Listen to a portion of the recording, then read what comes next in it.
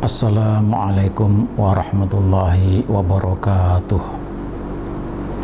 Bismillahirrahmanirrahim. Alhamdulillahirabbil alamin. Wassalatu wassalamu ala asyrafil anbiya'i wal mursalin Sayyidina wa maulana Muhammadin wa ala alihi wa sahbihi ajma'in, amma ba'd. Saudara-saudara sekalian yang saya hormati dan saya cintai, setelah membaca tahmid, hamdalah, salawat, Allahumma sholli ala Muhammad, mari kita bermohon dan berdoa kepada Allah Subhanahu wa ta'ala. Mudah-mudahan kita semuanya selalu mendapatkan limpahan nikmat dari Allah Subhanahu wa ta'ala, dapat menjalankan aktivitas dan ibadah sehari-hari dengan sebaik-baiknya. Amin Allahumma amin. Saudara-saudara sekalian yang saya hormati, saya mengajak mari kita mewaspadai slogan yang berbunyi kembali kepada Al-Quran dan Al-Hadis. Kita juga harus waspada tentang slogan dan ajakan yang berbunyi kita hanya berguru kepada Rasulullah Sallallahu Alaihi Wasallam. Slogan tersebut nampaknya sangat realistis dan bagus, tetapi kalau kita tidak fahami dengan sefaham-fahamnya, kita bisa menjadi orang yang tertipu dan tersesat karena kita hanya berpaku kepada teks Al-Quran dan teks Al-Hadis yang kita sendiri tidak bisa tahu substansi dan kedalamannya.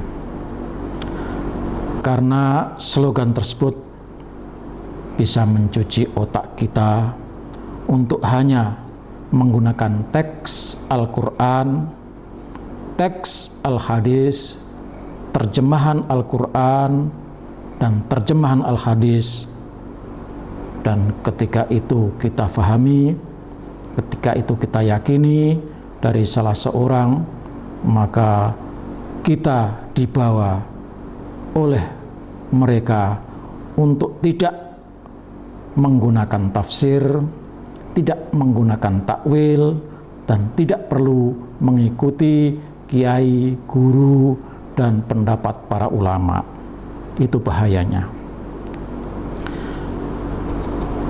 Dan kita kalau mengikuti persis apa yang dikatakan mereka, maka kita tidak mustahil akan menjadi orang yang ikut faham radikal, merasa paling benar setiap kali tidak menemukan dalil dalam Al-Quran, setiap kali tidak tahu dalil dalam Al-Hadis, kita mengecap bahwa yang tidak ada itu sebagai sebuah bid'ah yang tentu kalau dilanjutkan saudara akan mengatakan bahwa itu bukan ajaran Rasul, bukan ajaran Allah.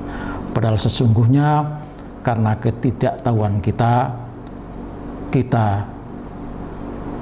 bisa saja menyalahkan orang lain.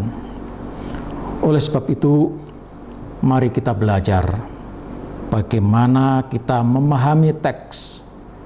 Kita belajar bagaimana kita memahami nas tersebut secara berjenjang.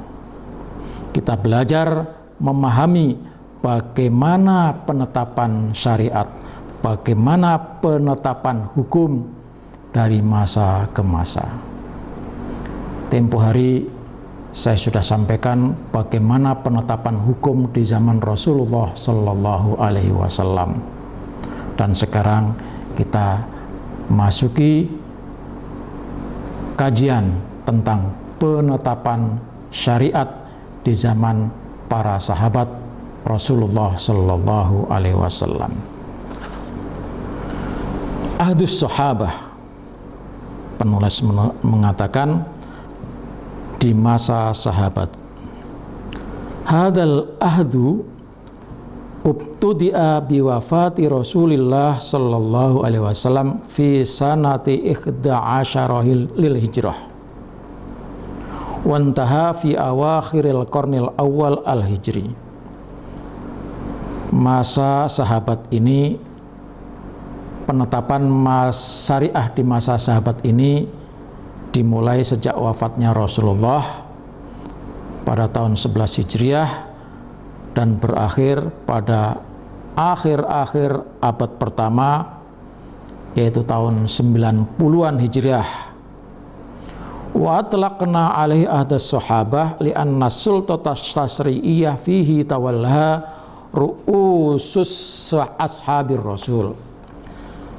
Kenapa disebutkan penetapan syariat pada masa sahabat?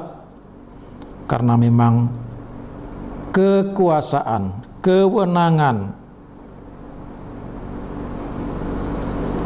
penerapan syariah pada masa itu dilakukan oleh para sahabat Rasulullah SAW. Wa minhum man asya ilal aqdil ashir al-hijri, dari sekian banyak sahabat yang menjadi rujukan yang menetapkan syariat tadi, ada satu sahabat, ada beberapa sahabat yang hidupnya sampai pada akhir 90-an Hijriah, mendekati 100 tahun Hijriah. Di antaranya mithlu Anas bin Malik alladzi tufiya fi sanah salasah wa tis'in, seperti Anas bin Malik yang wafat pada tahun 93 Hijriah. Wa hadzal ahdu huwa ahdu tafsir at-tasyri'i wa fathi abwabil istinbat fi ma la nassa fihi minal waqa'i. Masa sahabat ini adalah masa penafsiran dan masa keterbukaan istinbat. Jadi di masa sahabat ini dua yang menjadi keistimewaannya, yaitu masa penafsiran.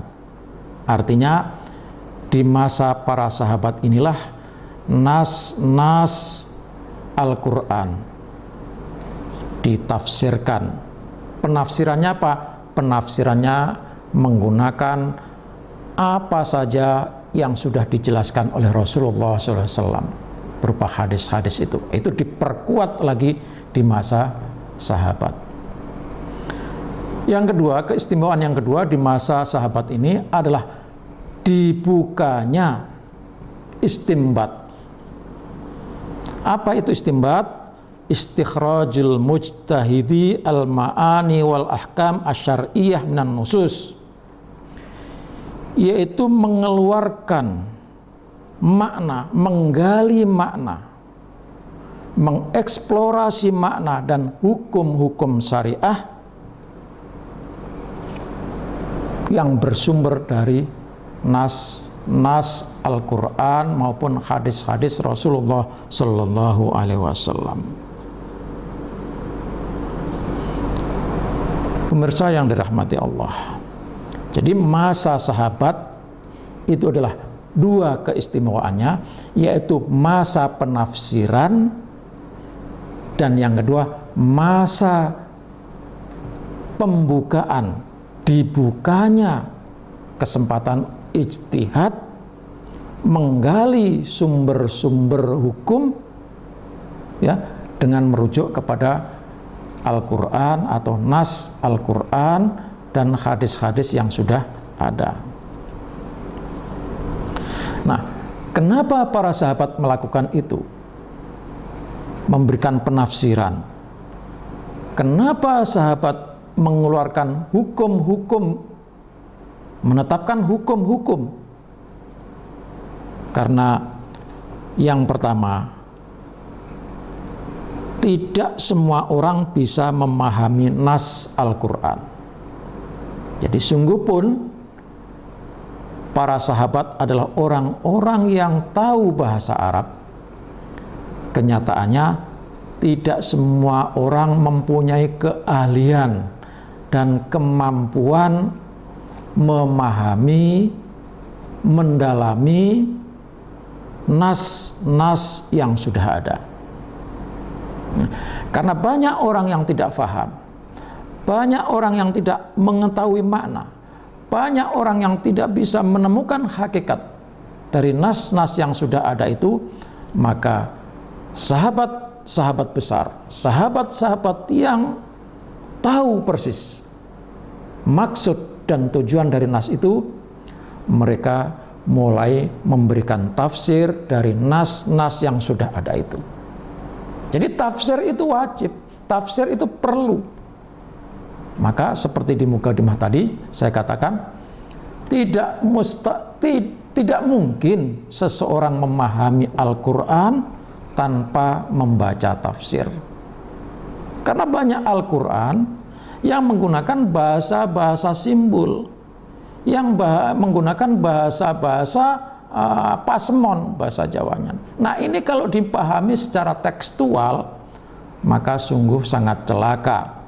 Berbahaya orang yang memahami Al-Quran dengan hanya membaca teks apa adanya tanpa memahami substansi, makna, dan apa yang dituju. Nah, disinilah para sahabat memberikan tafsir-tafsirnya, kejelasan-kejelasannya. Pada zaman dulu saja, para sahabat banyak yang tidak paham, apalagi yang sekarang ini cuma membaca teks, terjemahan lagi. Banyak sekali bahasa Al-Quran yang menggunakan bahasa-bahasa yang perlu penjelasan. Misalnya, wala taj'al yadaka maghlulatan ila unukik. Jangan kamu jadikan tanganmu membelenggu lehermu. Ini terjemahnya bagaimana? Nah, ini perlu tafsir.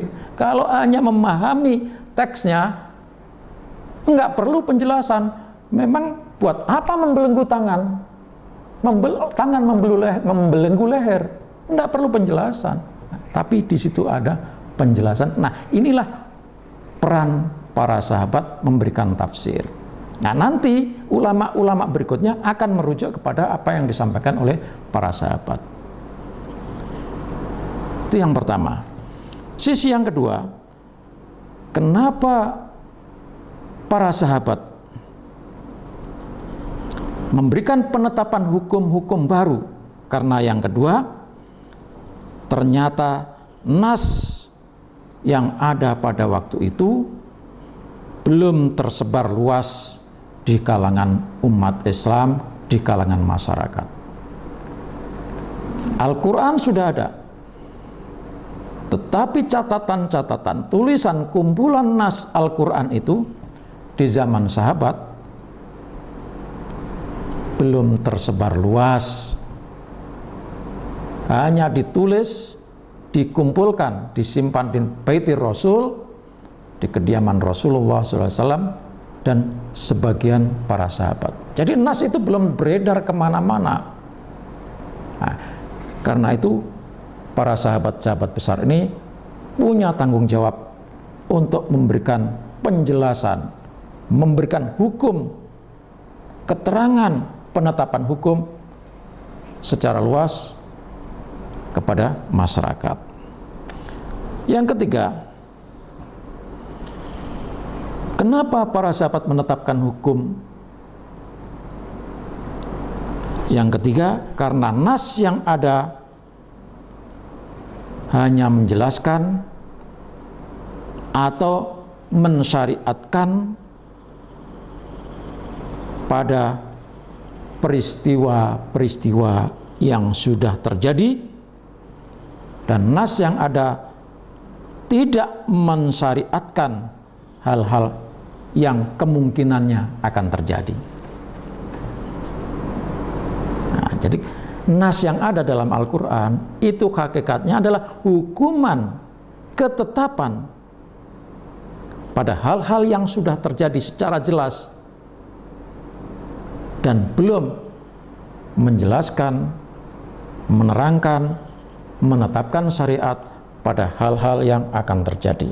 Nah, padahal sesudah Al-Quran menetapkan hukum, pada masalah-masalah tertentu, di akhir nanti ada peristiwa-peristiwa, kejadian-kejadian yang memerlukan adanya penetapan hukum dan nasnya tidak ada dalam Al-Quran, maka disitulah para sahabat menetapkan syariat, tentu dengan merujuk kepada nas asli Al-Quran sebagai sumber rujukan. Pemirsa yang dirahmati Allah, jadi itulah perkembangan penetapan syariat di zaman Rasulullah Sallallahu Alaihi Wasallam. Lihadhil asbab ats-tsalatsah, karena sebab yang 3 tadi. Apa itu? Pertama, bahwa tidak semua orang memahami nas. Yang kedua, bahwa nas yang ada itu belum tersebar luas. Yang ketiga, banyak masalah-masalah yang tidak dijelaskan dalam nas yang sudah ada itu. Karena itu ra'al ulama'u minas sahabati war ru'usi fihim anna 'alaihim wajiban tasyri'yan la budda ayyaqumu fihi. Maka para ulama, para sahabat melihat bahwa memberikan ketetapan syariat harus dilaksanakan. Wa hadzal wajib wa ayyubayyinu lil muslimin. Kewajiban ini maksudnya adalah menjelaskan kepada orang-orang Islam ma yahtaju ila tabyin, pada hal-hal yang perlu penjelasan, wa tafsiri, dan penjelasan tafsir, min nususil ahkam, dari nas-nas hukum, fil Qur'ani wal hadis, dari Al-Quran dan hadis. Itu yang dilakukan oleh para sahabat. Jadi kesimpulannya, pemirsa yang dirahmati Allah, zaman sahabat besar itu adalah zaman di mana para sahabat memberikan ketetapan hukum yang belum ada di dalam Al-Quran, membuka pintu ijtihad dan menjelaskan apa saja yang ada dalam Al-Quran yang dianggap belum dipahami oleh masyarakat, khususnya kaum muslimin.